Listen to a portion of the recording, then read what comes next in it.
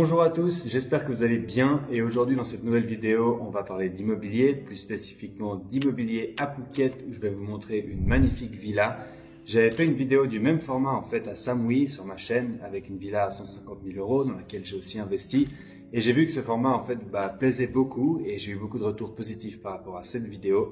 Donc aujourd'hui je vais faire pareil mais je vais faire la même chose à Phuket sur un autre type de bien investissement. Il faut savoir aussi que de manière générale à Phuket, tout est beaucoup plus cher, donc les prix sont un petit peu décalés par rapport à Samui, mais on est toujours en train de se comparer au marché et ce que je vais vous montrer aujourd'hui, c'est naturellement une super bonne offre pour Phuket, mais qui représente un prix un peu plus haut pour Samui. Alors déjà, sachez que pour cette vidéo et de manière générale sur ma chaîne, le but c'est pas de faire du bling bling et de vous emmener dans des villas de luxe à gauche à droite et vous montrer ce qui se fait, ce qui est magnifique et qu'est-ce que les personnes les plus riches de l'île peuvent se payer. Je pourrais le faire en soi parce que simplement il y a beaucoup de villas à vendre à gauche à droite et je pourrais aller me balader et faire des vidéos. Mais le but c'est pas ça, le but c'est plus une chaîne d'investissement pour les gens qui ont envie de réussir leur investissement spécifiquement en Thaïlande et avec les démarches qui vont avec pour faire une bonne décision d'investissement.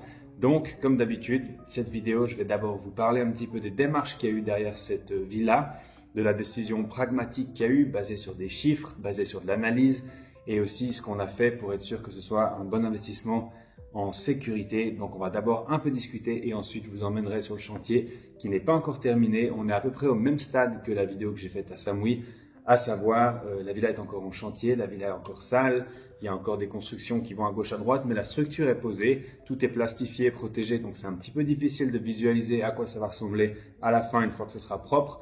Mais pour ça, je referai une vidéo plus tard pour vous montrer le produit fini si cette vidéo dégage un peu d'intérêt. Voilà. Ensuite, déjà la première chose que j'aimerais vous préciser, c'est que ce n'est pas une villa dans laquelle j'ai investi cette fois-ci. Je peux malheureusement pas investir dans toutes les pépites qui me passent sous le nez, même si j'aimerais bien. C'est un ami à moi qui l'a fait et qui du coup est très content de son investissement aussi. C'est un ami avec lequel on se soutient sur différents projets, qui a aussi investi chez moi avant dans un ancien business. Donc on s'entraide beaucoup et le fait est que j'habite à Phuket et que j'ai déjà investi à Phuket et que cette personne n'habite pas à Phuket. Donc je suis régulièrement sur le chantier en train de checker que tout va bien pour lui, lui envoyer quelques photos, etc. Donc je suis très familier avec cette villa. Et c'est aussi sa première villa à Phuket, donc naturellement, vu que je l'avais déjà fait, on est très proche sur nos affaires et puis on s'entraide beaucoup. Donc je peux vous expliquer à peu près l'entièreté des choses parce que je sais tout sur cette villa. J'aimerais aussi préciser que j'ai rien à vendre. Je suis pas en train de faire l'agent immobilier, de vous présenter une villa et de vous conseiller de l'acheter ni quoi que ce soit. Cette villa, vous la trouverez partout en ligne, vous la trouverez chez votre agent et probablement sur les grandes plateformes d'agence à Phuket. Donc mon but n'est pas du tout d'essayer de vous vendre quoi que ce soit. Mon but c'est de vous montrer un investissement qu'on a fait avec un collègue avec lequel on s'entraide beaucoup, quelle analyse on a eu là derrière, pourquoi on a pensé que c'était un très bon deal, les indicateurs qui nous montrent qu'effectivement c'est un très bon deal et le but c'est de pouvoir vous inspirer à faire quelque chose de similaire de votre côté si ça vous intéresse. Maintenant pour cette villa spécifique, si vous décidez d'investir dans cette villa, s'il y en a encore des disponibles à la vente, sachez que c'est quelque chose que vous ferez de votre côté. Je ne suis pas là pour vous vendre cette villa spécifiquement, je ne suis pas là pour prendre la responsabilité de vous vendre quoi que ce soit sur cette vidéo. Donc aujourd'hui c'est vraiment purement on va dire du partage d'expérience de tout ce qu'on a fait avec mon ami pour en arriver à cette conclusion. Donc déjà la première question que vous risquez de me poser parce qu'on est arrivé assez tôt, c'est comment est-ce qu'on est tombé sur ce projet? Alors ça, ma foi, c'est un coup de chance entre guillemets. J'étais en vacances en Suisse l'été dernier et j'ai un ami qui m'a appelé pour me dire faut que tu vois cette villa, j'ai trouvé un truc de fou, le prix est juste exceptionnel. Alors il m'a envoyé des 3D, je peux les faire passer sur l'écran. Et m'a envoyé ces 3D, m'a envoyé les prix, m'a envoyé les mètres carrés, m'a expliqué que c'était en fait dans le sub-district de Sisunton, donc dans la partie nord de Talang, que c'était juste à côté de la main road et donc pas loin de l'aéroport. Et en fait ma première réaction ça a été simplement de dire à mon ami mais fais attention, ça sent l'arnaque, c'est pas assez cher. Je suis pas quelqu'un du tout qui aime les prix bas, trop bas, parce qu'en général les prix trop bas, c'est un peu curieux des fois c'est aussi un peu des pièges entre guillemets, c'est là qu'on trouve les mauvaises affaires. Donc mon premier sentiment par rapport à cette villa quand je l'ai reçue via mon collègue, était un peu mitigé, surtout que j'étais pas à Phuket, donc c'était difficile de venir faire mes analyses moi-même, donc forcément j'ai gardé ma distance avec ça, et ça c'est quelque chose que je vous conseille aussi. Si vous êtes à l'étranger et que vous n'avez pas une personne de confiance pour interagir sur place avec le promoteur ou aller voir le projet soi-même, ne vous faites surtout pas attirer par les prix bas parce que c'est pas dans les prix élevés qu'on trouve les arnaques, c'est toujours dans les prix bas. Donc voilà, ça c'est comment j'ai découvert le projet. Et en faisant un peu mes calculs avec le prix, le nombre de mètres carrés, il y a 254 mètres carrés de construction. Je crois que maintenant, avec l'extension de terrasse qu'on a fait faire, je vous montrerai plus tard, on doit être à 280. Donc ça fait à peu près 40 000, même moins de 40 000 bahts par mètre carré, ce qui est extrêmement bas et très très très très rare à trouver dans cette zone-là, surtout dans ce sub-district de Sissunton à Phuket. Donc voilà, c'était une offre un peu trop belle pour être vraie. Et puis ensuite, je suis rentré donc en Thaïlande à la fin de l'été dernier.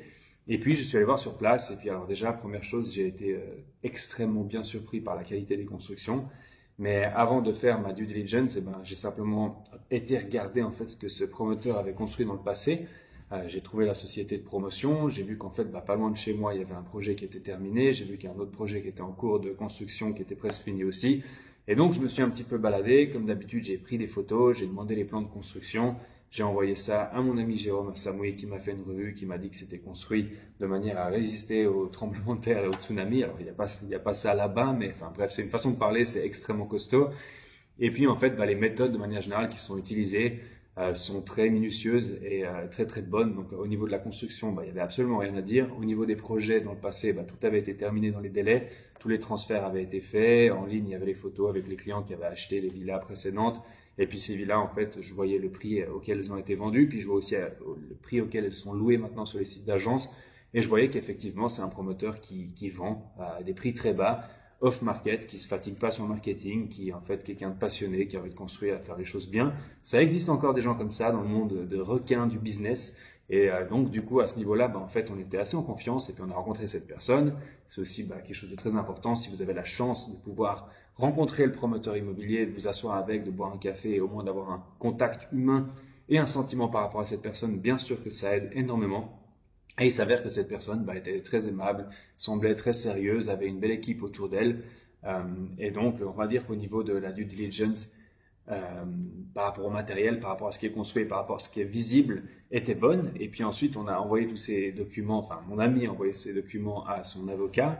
Et son avocat allait checker que l'historique du terrain soit propre, que tout ait été fait légalement, que les permis de construire étaient en ordre, que l'accès à l'eau, l'électricité était en ordre, que la route d'accès était bel et bien publique, que la société n'avait pas de dette, etc. Alors, je suis pas avocat, donc je ne peux pas vous faire la liste de tout ce qu'il faut checker dans une due diligence légale, mais en tout cas, toutes ces choses-là ont été vérifiées, plus tout ce qu'il faudrait pour faire une bonne due diligence. Je crois que son avocat, c'est aussi W-Law. Moi, c'est celui que j'utilise. Je suis absolument pas affilié à eux, donc une fois de plus, je prends pas de responsabilité pour ses conseils, mais je sais que c'est un bureau d'avocat qui est sérieux et qui cherche pas à vous faire des choses qui sont pas légales, comme acheter un terrain avec une société freehold, avec des tailles nominees, etc. C'est des choses qu'ils refusent de faire. Donc, je suis confiant que ce sont des avocats qui cherchent à faire les choses légalement et à procurer, on va dire, un vrai service d'assistance légale et pas juste faire du business en vendant n'importe quoi à n'importe qui. C'est donc à peu près tout pour la due diligence. Bien sûr, je résume parce que je ne vais pas vous faire une vidéo de 2h30. C'est pas le but aujourd'hui de vous faire perdre votre temps et de vous épuiser non plus. Ça doit rester un petit peu amusant de regarder ces vidéos entre guillemets. Si vous avez plus de questions, vous avez besoin de plus de détails, vous avez des commentaires, vous voulez volontiers me challenger en me disant t'as oublié de dire ça, t'as oublié de dire ci. Avec grand plaisir, vous pouvez le dire dans les commentaires, j'interagis avec vous, j'aime répondre à tout le monde et ça me fait très plaisir en fait de voir des personnes motivées, intéressées dans le domaine qui aiment compléter ce que je dis. Donc n'hésitez vraiment pas. Et donc, pour passer sur la partie suivante, qui est l'analyse de marché, après avoir fait une bonne due diligence, donc je résume, la due diligence, c'est vraiment est-ce qu'on achète quelque chose de sécurisé, est-ce qu'on achète quelque chose de bien, est-ce qu'on va pas se faire arnaquer. L'analyse de marché, c'est plus est-ce que on a un bon prix, est-ce qu'on est bien positionné, est-ce que la géolocalisation est bonne, est-ce que le futur promet pour cette zone, est-ce qu'on pourra revendre plus cher. Et donc ça, c'est la deuxième partie qui est, on va dire, extrêmement importante pour l'investisseur. Après savoir que son investissement est sécurisé, savoir que c'est un bon investissement, c'est ça l'étude de marché. Pour l'analyse de marché, donc forcément il y a des choses que je connais déjà parce que j'habite à Phuket et moi-même je suis locataire dans la maison où j'habite. Donc je connais aussi un petit peu les prix de manière générale sur le marché dans cette zone parce que c'est aussi la zone où j'habite. Mais on va dire que déjà de base, je savais que c'était un prix extrêmement bas avec des simples connaissances. Maintenant, comme d'habitude, on a fait un benchmark, donc on s'est comparé à 18 villas, ce qui est un peu le bon chiffre selon moi, pour avoir une bonne estimation de si c'est un bon prix au mètre carré ou non. J'ai une vidéo, je ne sais plus exactement, c'est la 3, 4, 5e de ma série de 8 vidéos pour réussir son investissement en Thaïlande, où j'explique comment faire un benchmark, donc comment vous comparer au marché, comment savoir si vous avez un bon prix au mètre carré. N'hésitez pas à regarder cette vidéo et vous pouvez faire votre benchmark vous-même parce que je remets l'outil simple Excel que vous pouvez utiliser gratuitement vous-même. Et donc à partir de cet outil, c'est clair qu'on a confirmé qu'à Sissunton, donc dans ce sous-district à Phuket, c'était un prix qui était extrêmement bas. Ce que ça indique, c'est, pour autant que ce soit un investissement sécurisé bien sûr, ce que ça indique, c'est que vous avez un gros potentiel de plus-value. Parce que le jour où vous revendez cette maison clé en main, donc meublée et terminée, parce que pour l'instant elle est encore en construction, vous risquez vous allez probablement vous aligner à la moyenne de marché et donc faire une grosse plus-value. C'est ça qu'indiquent les prix au mètre carré, c'est une question de plus-value. Ensuite, on a aussi fait ce benchmark au niveau de la location et il s'avère que c'est pareil, au niveau de la location, c'est une excellente affaire. Si on se positionne au-dessous du prix du marché, on peut facilement louer à 10%.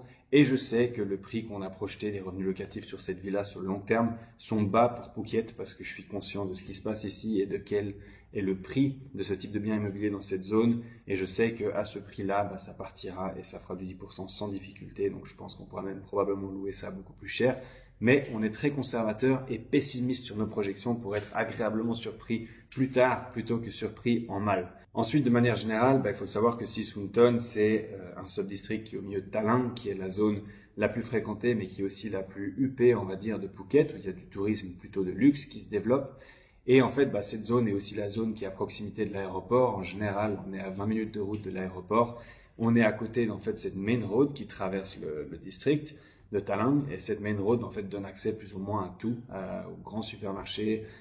Il y a aussi un rond-point vers le centre commercial de Talang, Robinson, qui vous amène soit vers Bang Tao, soit à côté Pak Lok, soit vers le sud, vers Phuket Town, ou vous ramène au nord à l'aéroport. Donc cette position est très très bonne stratégiquement, surtout pour la location à long terme. Alors c'est pas proche de la mer, certes, mais c'est vrai que en fait finalement, je m'en suis déjà rendu compte plusieurs fois, la proximité à la mer ne définit pas la qualité de l'investissement. Je peux vous donner un simple exemple. Quand vous allez à Bang Tao, lorsque vous êtes proche de la plage, vous n'êtes pas forcément dans les meilleures zones, à moins d'être dans Laguna. Mais si vous allez plus vers la vraie zone de Bang Tao, c'est pas forcément un bon endroit pour investir. C'est un endroit où il y a des problèmes de trafic. C'est un endroit où ce qui se construit n'est pas très luxueux. Il y a plus de condos que de villas de luxe. Alors que si vous allez un peu au recul vers Passac, c'est là en fait que finalement sont construites les plus belles villas avec le plus de potentiel, et c'est aussi là-bas que ça se loue extrêmement bien, plus à proximité de Boat Avenue par exemple, alors qu'il faut au moins un quart d'heure de route s'il n'y a pas trop de trafic pour accéder à la mer. Bref, la proximité à la mer, c'est pas ce qui définit la qualité d'un bien immobilier. Donc au-delà de l'aéroport et du sub-district dans lequel on est, il y a aussi juste à côté un 7-Eleven, l'accès à tous les centres commerciaux qu'il faut, il y a les hôpitaux, il y a tout ce qu'il faut en fait pour qu'un résident puisse avoir envie de vivre là, ou en tout cas pour qu'il n'ait pas de problème à vivre là. C'est pas éloigné de quoi que ce soit, donc la position est très bonne. La route d'accès public passe directement devant la maison. Il y a 3 accès différents. Il y a un raccourci qui amène à la main road, et puis 2 petites ruelles qui viennent en fait du nord et du sud du sub-district en passant en fait sur des routes principales aussi. Donc tout est bien en fait au niveau de la position, tout est bien au niveau de la qualité de construction. Il y a un gros potentiel de plus-value, il y a un très bon potentiel de revenus locatifs, la qualité des constructions est excellente, tout est légal, tout est propre. Donc à partir de là, on a décidé que on pouvait aller de l'avant. Je vais maintenant vous emmener sur ce chantier pour vous faire cette fameuse petite visite. Voilà, bienvenue dans la première villa des 4 villas de Tala.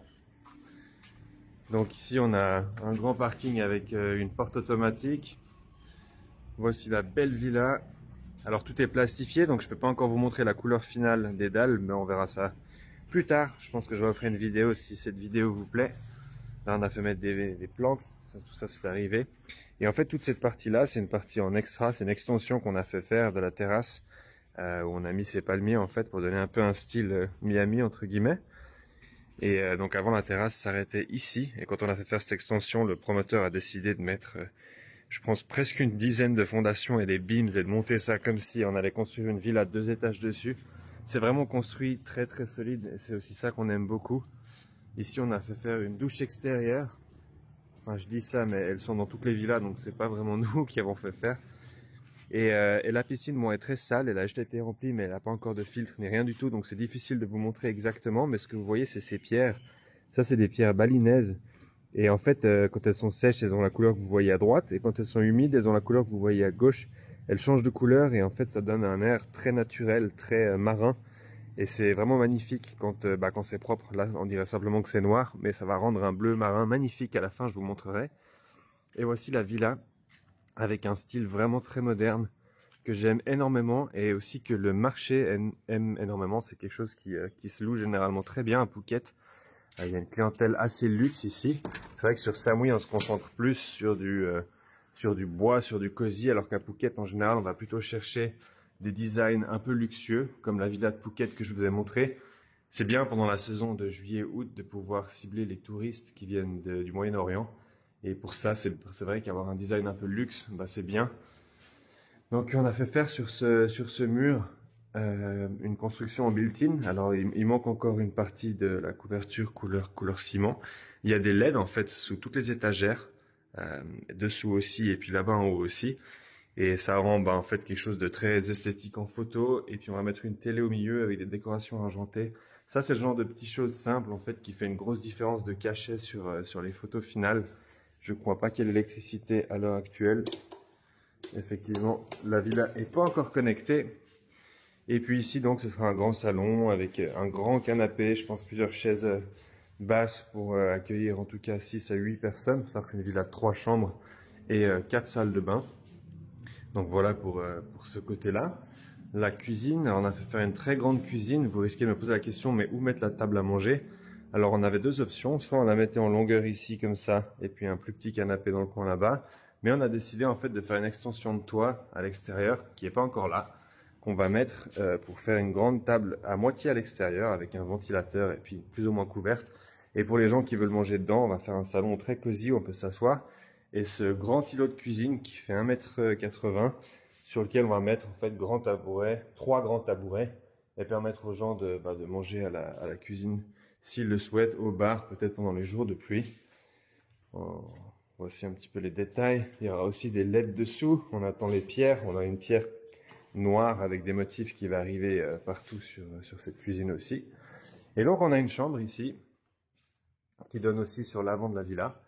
Chaque chambre a un espace en fait pour un dressing. Donc là on a un espace qui doit faire 2 m, 2,50 m pour le dressing. Je ne sais pas si on se rend compte, mais c'est grand en fait. Je peux vraiment mettre une grande armoire ici. Et puis la salle de bain, là il y a un miroir avec des LED en haut, en bas, le lavabo. C'est tout des meubles et des accessoires de qualité. Ça fait vraiment très plaisir de la part du promoteur. Je ne sais pas si vous voyez par exemple les dalles sont des dalles qui sont pas plates mais qui ont des motifs, on dirait de la vraie pierre.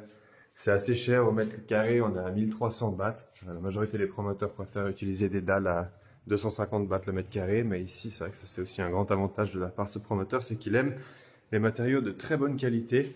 Ça c'est la toilette partagée, donc qui arrive directement depuis le salon. Ça c'est une autre grande chambre avec une salle de bain là-bas. Ici ce qu'on va faire c'est un jardin style japonais. Alors pour l'instant c'est pas encore ça, il y a du sable et puis c'est sale, mais l'idée c'est qu'on va enlever tous ces tuyaux, on va rendre ça propre.